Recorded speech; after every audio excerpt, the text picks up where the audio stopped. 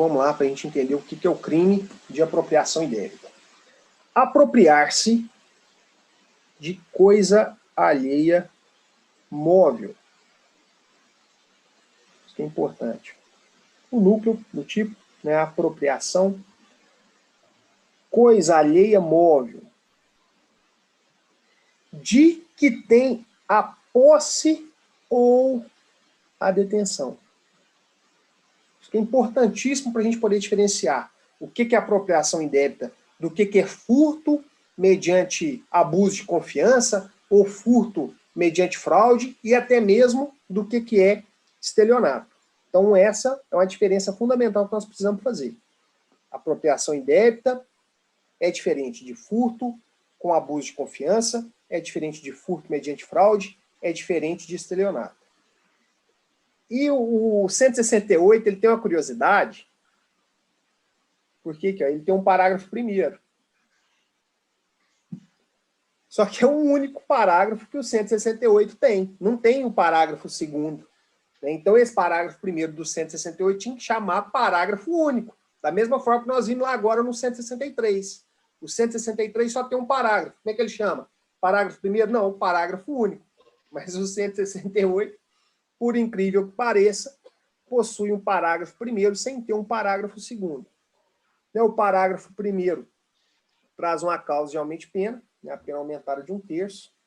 Quando a agente recebeu a coisa em depósito necessário, na qualidade de tutor, curador, síndico, liquidatário, inventariante, testamenteiro ou depositário judicial, ou o inciso 3, é o mais comum da gente ver na prática, é do sujeito ter se apropriado da coisa em razão de ofício, emprego ou profissão. Aqui, ó. Deixa eu só adiantar para esse ponto aqui que é importante, é um ponto muito simples, que o artigo 168 do Código Penal, ele traz a figura típica da apropriação indébita, mas nós não podemos esquecer da tipificação da apropriação indébita na legislação especial.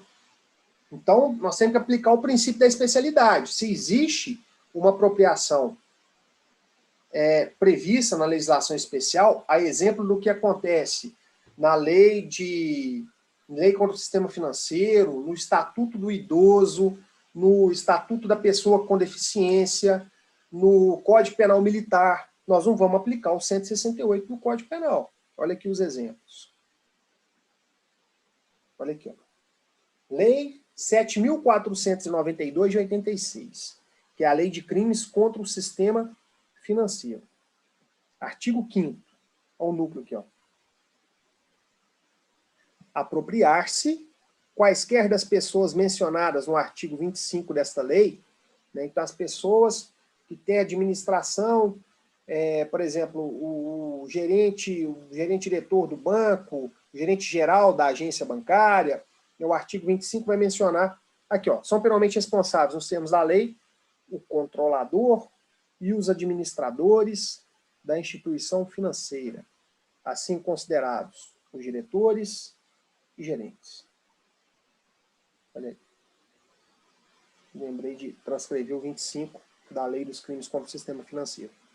Então, se qualquer um desses se apropriar de dinheiro, título, valor ou qualquer outro bem de que tem a posse ou desviá-lo em proveito próprio ou alheio, pena reclusão de 2 a 6 anos, uma pena muito mais grave do que a pena do Código Penal, que é de 1 a 4.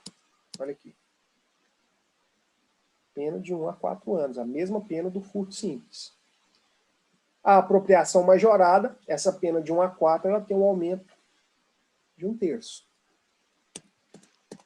Então, ó, primeira apropriação que não vai cair dentro do Código Penal. É a apropriação praticada por diretores ou gerentes de instituições financeiras, né, que pratiquem a apropriação de dinheiro, título, valor ou qualquer outro bem móvel de que tenha posse ou se desviar o dinheiro, título ou qualquer outro bem móvel em proveito próprio ou alheio. não vai ser o 68 do Código Penal, vai ser o artigo 5º da Lei de Crimes contra o Sistema Financeiro, da Lei 7.492 de 86. Aqui, tem o artigo 13 também. Desviar bem alcançado pela indisponibilidade legal, resultante de intervenção, liquidação extrajudicial ou falência de instituição financeira. Na mesma pena incorre, né, o interventor, o liquidante ou o síndico que se apropriar. Então tem outra conduta na mesma lei, os crimes contra o sistema financeiro, lá no parágrafo único do artigo 13. O artigo 65 da Lei 4.591 de 64, é a lei sobre o condomínio em edificações e as incorporações imobiliárias. Artigo 65. É crime contra a economia popular promover incorporação, fazendo em proposta contratos, prospectos ou comunicação ao público ou aos interessados, afirmação falsa sobre a construção do condomínio, alienação das frações ideais do terreno ou sobre a construção das edificações. Então, se o sujeito promove dessa forma, ele vai, né, se apropriar disso e não vai incorrer no 68, vai incorrer no 65 da 4.591. Aqui, ó, do Código Penal Militar. Se, por exemplo, o militar em atividade ele se apropria, por exemplo, da arma que ele tem à disposição da corporação, ele não vai responder pelo 168, ele vai responder pelo 248 do CPM, do Código Penal Militar. Então, apropriar-se de coisa alheia móvel de que tem a posse ou a detenção, em razão da função dele de militar. Então, reclusão de até 6 anos, uma pena mais alta do que a pena do crime de apropriação indébita do 168 do Código Penal. Aqui, ó, duas figuras típicas também importantes, principalmente essa aqui, que é mais recente, né, que é a apropriação do artigo 102 do Estatuto do Idoso, apropriar-se de ou desviar bens, proventos, pensão ou qualquer outro rendimento do idoso, dando-lhes aplicação diversa da de sua finalidade. A pena é a mesma. Só que o crime não é o mesmo. Se você tipificar a conduta de alguém que vai lá, recebe a aposentadoria do idoso e se apropria de parte dela, né, e aí que vem a dificuldade. Imagina o seguinte, sujeito, né, vamos pegar um neto, vai entrar naquela questão do descendente. Né, vamos pegar aí o vizinho da senhorinha, ela chamou ele lá, pediu ele, falou assim, olha aqui, ó, pega o meu cartão do banco, tá aqui a minha senha, vai lá no caixa eletrônico, saca lá a minha aposentadoria, passa na farmácia, compra lá meia dúzia de remédio que eu preciso, tá aqui a receita, tudo arrumadinho, e traz o restante para mim. Né? Passa no supermercado, faz a compra lá que eu preciso, passa na farmácia, compra os medicamentos que eu preciso e traz o troco aqui para mim. Aí eu vou imaginar que esse sujeito, ele chegue lá com os remédios, chegue lá com o que ele comprou no supermercado, e aí fala para a senhora, ó, o negócio com a pandemia, as coisas encareceram demais, né, porque a senhora gastava aí R$500 para comprar, a senhora gastou a aposentadoria da senhora toda. Eu deixei os R$1.100 na farmácia e no supermercado. Sobrou nem R$1, não sobrou troco, não. O dinheiro foi a conta certinha para poder fazer a compra no supermercado e na farmácia. Aí vamos imaginar, né? Ele gastou R$500, se apropriou, portanto, de R$600. O fato dele ter ficado com esses R$600 é apropriação indébita ou é furto? Ele subtraiu esses R$600 ou ele se apropriou indevidamente? Você tipifica no artigo 155 do Código Penal, e aí será que é um furto com abuso de confiança? Né? Porque se ela entregou o cartão do banco e a senha, confiava nele. Não vai entregar o cartão do banco e a senha para qualquer pessoa. Se ela entregou porque ela confiava. É um crime de furto com abuso de confiança? É um crime de apropriação indébita do 168? ou é um crime da apropriação do 102 do Estatuto do Idoso? Como é que você vai tipificar isso? Tá vendo que o negócio não é tão simples assim? Tá vendo? Ah, não, a apropriação indébita é apropriar. E o furto é subtrair. Tá, mas e aí? Ele ficou com dinheiro, ele ficou com R$600 a idosa. Ele se apropriou ou ele subtraiu esses R$600? Vamos só fechar aqui a última para a gente poder entender essa diferença entre o furto e a apropriação. Lei 13.146 de 2015, Estatuto da Pessoa com Deficiência, artigo 89. Apropriar-se ou desviar bens, apropriar-se de ou desviar bens, proventos, pensão, benefícios, remuneração ou qualquer outro rendimento de pessoa com deficiência. Pena reclusão de 1 a 4 anos e multa. Então, o exemplo dá aqui também.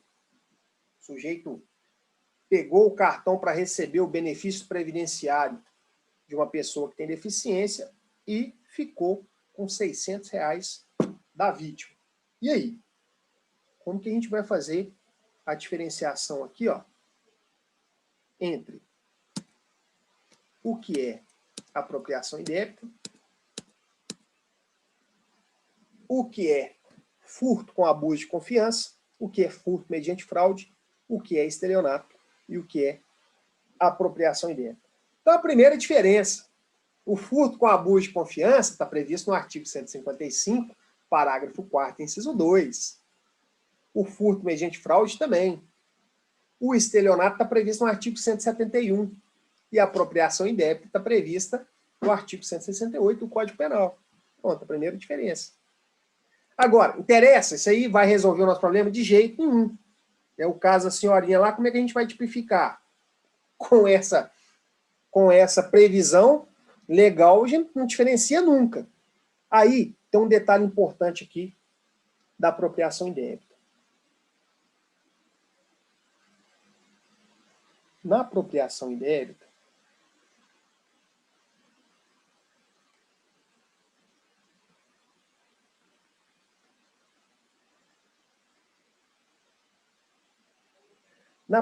indébita, o agente, né, o autor do crime,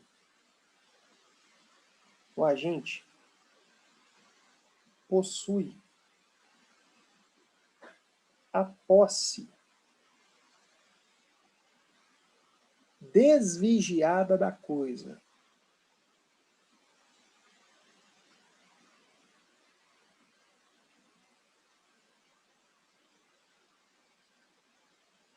É o que a doutrina vai falar, vai chamar de posse legítima.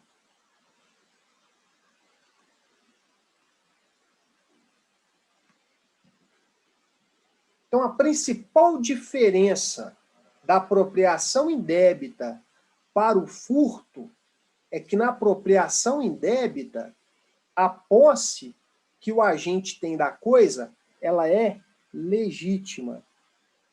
O que significa isso, posse legítima? É uma posse desvigiada.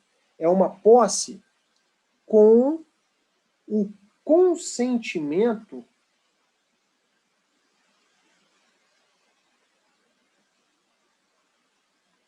do proprietário.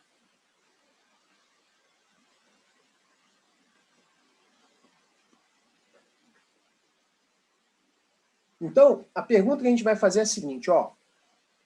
Se o sujeito não puder sair com a coisa da esfera de vigilância da vítima, vamos pensar aqui, ó.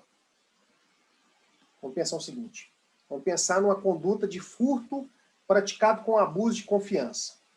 Vamos imaginar que o funcionário, né, trabalha lá na empresa, e aí imagine que tem o celular da empresa, que ele só está autorizado a utilizar o celular durante o horário de serviço. Se ele pegar o celular e levar o celular embora, né, se ele sair da loja com o celular, o empregador, se ele ver isso, perceber isso, vai dar um gritão, opa, peraí, devolve o celular tem que ficar aqui na loja. É a mesma coisa o notebook lá que ele trabalha da loja, o computador que ele trabalha da loja.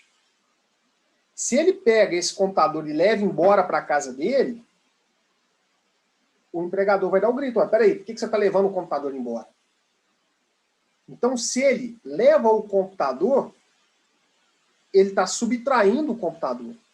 Porque no furto, a posse da coisa furtada ela é vigiada. Ela é vigiada. Então, ele não vai conseguir sair, se o empregador ver, ele não vai conseguir sair da loja com o computador, com o celular. Agora, na apropriação indébita, o proprietário entrega a coisa para o agente. Né? O funcionário ele trabalha na empresa como cobrador. Então, ele sai de empresa em empresa cobrando, recebendo o dinheiro daqueles produtos que foram vendidos. E o empregador sabe, fala assim, olha, ele vai pegar o dinheiro, ele vai receber R$1.000 numa empresa, ele vai receber R$2.000 na outra empresa, R$300 na terceira empresa. O empregador sabe. Então, a posse desse dinheiro que o cobrador da empresa tem é uma posse legítima. O exemplo do carteiro. O carteiro pega lá vários pacotes para poder fazer as entregas, ele tem a posse desses bens que não são dele. Né? Você faz uma compra lá pelas lojas americanas. Você comprou um iPhone 17 nas lojas americanas. O pacotinho lá do seu iPhone 17 vai ser entregue pelos Correios. E aí o carteiro lá, o funcionário dos Correios, tem a posse dele. Mas é uma posse legítima. Foi entregue para ele para que ele possa te entregar. É legítimo, ele não está fazendo nada escondido. Se, no meio do caminho, o carteiro olha para a caixinha e fala assim, no iPhone 17 não foi nem lançado ainda, eu não vou entregar esse negócio não, vou pegar esse negócio para mim. Ele não está subtraindo, ele está se apropriando. Não existe aí uma subtração. Existe uma apropriação. Porque na apropriação, o sujeito já detém a posse legítima da coisa.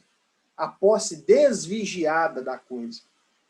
Ó, o funcionário da empresa saiu para cobrar e eu sei que ele vai receber lá R$1.000 da empresa e ele vai ficar com esses R$1.000 até trazer aqui e colocar no caixa da empresa. Se no meio do caminho ele pega esses R$1.000 e fala assim, olha, eu estou devendo R$1.000 ao agiota, ou eu pago ou ele me mata. E eu vou entregar esse dinheiro lá na empresa de jeito nenhum. Eu vou pegar esses R$1.000 aqui que é da empresa e pago o agiota e depois eu vejo o que acontece. Se ele faz isso, ele não subtraiu. Ele se apropriou. Agora, se o funcionário espera todo mundo embora para poder pegar o computador que ele trabalha e levar o computador embora para casa, coloca na mochila dele escondido, ele não está se apropriando, ele está subtraindo. Porque ele não tem a posse desvigiada de maneira que ele possa pegar esse computador e levar para a casa dele com o patrão dele sabendo. Ele não pode fazer isso.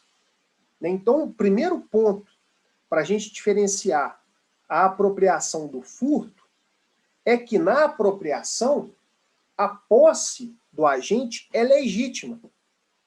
No furto, não. No furto, ele não tem posse desvigiada. E a apropriação vai se consumar somente no momento em que, a partir da ocasião que ele tem a posse desvigiada, ele passa a exercer alguma conduta em que ele demonstre ser o proprietário da coisa. Então, se o cobrador foi lá, recebeu R$1.000 de uma empresa que devia para a empresa na qual ele trabalha. A partir do momento que ele pega esses R$1.000, que ele tem a posse legítima, que ele tem a posse desvigiada, e ele vai lá pagar o agiota que ele está devendo, aí ele já está agindo como se ele fosse dono desse dinheiro.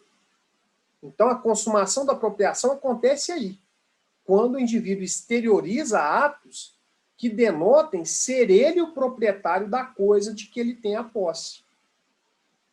Depois nós vamos fazer essas anotações, mas é só para a gente poder entender a diferença que existe entre a subtração do furto e a apropriação da apropriação indébita. No furto, ele não tem posse desvigiada. No furto, a posse não é desvigiada. Se alguém perceber que ele está na posse daquele objeto, a pessoa vai dar o grito. Opa, volta aqui com o computador da empresa. Você não pode levar para sua casa. Agora, se alguém vê o carteiro com um embrulhozinho lá que tem um iPhone 17, ninguém vai dar o grito. Fala, não, ele tem a posse desvigiada. Pega esse iPhone 17 e vai entregar lá para a pessoa que comprou ele pelas Americanas. Vai lá entregar na casa do comprador. Então essa é a primeira forma de diferenciar o furto da apropriação. Agora, pode gerar uma certa confusão na apropriação indébita, por quê? Na apropriação indébita com estelionato, porque nós vimos a diferença do furto mediante fraude com o estelionato é que no furto mediante fraude existe a fraude para possibilitar a subtração da coisa, e no estelionato existe a fraude para que a vítima entregue espontaneamente a coisa ao agente. A apropriação indébita também, diferentemente do furto, o sujeito já tem a posse da coisa. Né? A vítima já entregou para ele, já permitiu que ele tivesse a posse da coisa. Então a entrega que é própria do estelionato pode ser confundida com essa entrega da apropriação indébita. Como nós vamos diferenciar um do outro? A entrega na apropriação indébita, ela acontece de forma legítima. Né? O sujeito, até determinado momento, ele não pratica o crime de apropriação, ele não tem a intenção inicial de tomar para ele aquela coisa. Agora, no estelionato, não, ele já sai de casa com a intenção de tomar coisa para ele. Vamos dar um exemplo para ficar claro isso. O funcionário da empresa, o cobrador, sai da empresa, pega a moto dele, vai lá até a outra empresa e cobra lá uma notinha de R$1.000. Pega os R$1.000, põe no bolso, no meio do caminho, ele decide utilizar os R$1.000 que ele pegou para poder quitar a dívida com o agiota. Imagine que um sujeito que não trabalha na empresa, sabendo que naquele dia ele iria passar numa empresa devedora para receber R$1.000, coloca o uniforme igualzinho dele e vai até a empresa e se passa como o cobrador.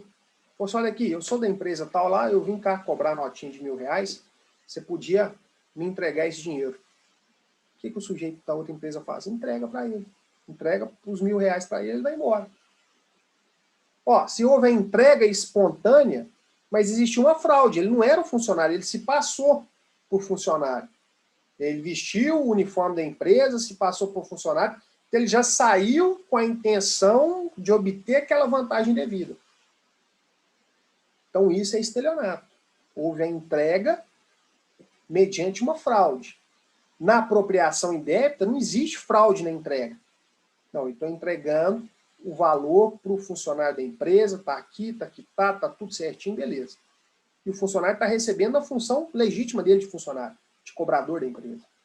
Recebeu, e aí depois que ele recebe, é que ele tem a intenção de se apropriar dessa quantia. Certo? Ah, mas se ele saísse da empresa já com a intenção de se apropriar da quantia, seria estelionato? Não, porque quando ele recebe essa quantia, ele recebe no legítimo exercício da função dele de cobrador. Então ele recebe de forma legítima. A posse dele é legítima. Não esquecer dessa expressão aqui, ó, que na apropriação indébita, o agente possui a posse desvigiada. O que não acontece no furto e o que não acontece no estelionato. A posse aqui é legítima. A posse está justificada por alguma circunstância. Ah, ele é o carteiro, ele é o cobrador da empresa, ele tinha que receber esse dinheiro, todo mundo sabia, ele era um intermediário. Né? Então, esse sujeito que pega o cartão do banco e a senha da senhorinha, vai lá, saca o dinheiro, passa na farmácia, compra meia dúzia de remédio, passa no supermercado, compra meia dúzia de coisa. Chega na casa dela e fala assim, olha, as coisas estão muito caras, o dinheiro da senhora só deu para comprar isso aqui, não sobrou nem R$1. Mas ele fica com R$600 da senhorinha, ele não está praticando um crime de furto com abuso de confiança e nenhum crime de estelionato. Por quê? Porque ela autorizou que ele fosse lá e tivesse a posse dos R$1.100 da aposentadoria dela. Ela autorizou. Essa posse dele era legítima. Ele estava com o cartão, ele estava com a senha, ele foi lá, pegou os R$1.100. Então, quando ele toma para si esses R$600, ele está se apropriando.